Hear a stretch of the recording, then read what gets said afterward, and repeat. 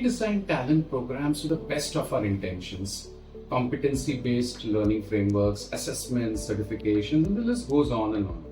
But there's one thing that we've realized along the way, that employees do not experience programs. They experience conversations, real, honest and truthful conversations, along with emotions and trust. With over 2 decades of experience in facilitating frontline sales BFSI programs, training programs, I've realized that there's one thing that stands out, and which I could say that it is common across all the sectors. Learners are there, they do not resist learning, and especially when I'm talking about the frontline sales team. What they do resist is irrelevance. The best of your training decks or talent program decks will not cut ice with them if you do not make it relevant.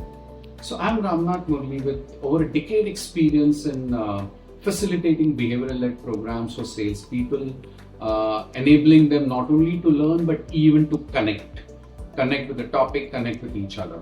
And if there's something that I know I've learned over these years, or I would say 2 decades, is make it relevant. It's one of the important adult learning principles, and that's when you see the engagement level during the workshop zoom. Having said this, I've already come across a lot of situations where the talent programs were actually the followed a top-down approach. It felt like a top-down approach with very less relevance, and that's when you start feeling, or you start hearing questions like, why was I nominated for this particular program? What was the selection criteria? These concepts sound good, but then will I really be able to apply in the practical world?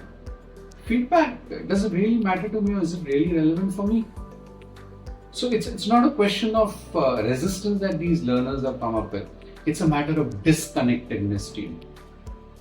So having said this, there's the other side of the story also. There are great talent programs, and what they have demonstrated is the art of listening.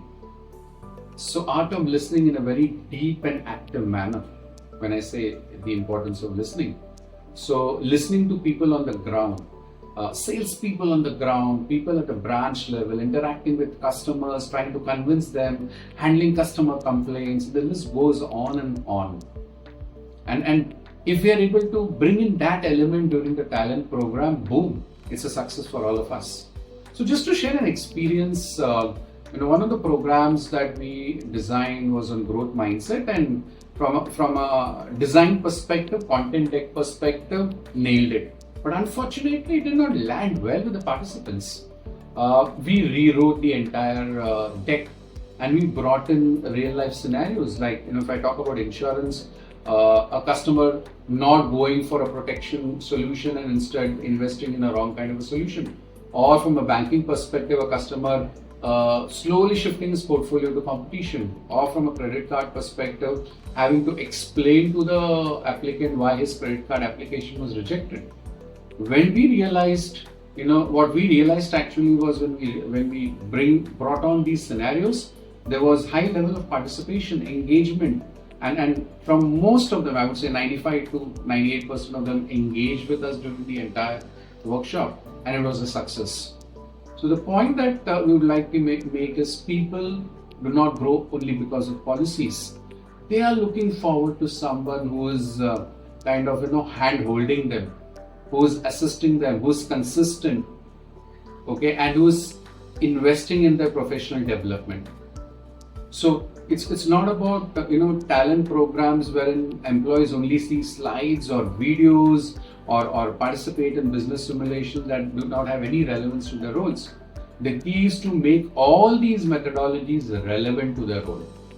So the key is design programs not for people, design programs with people.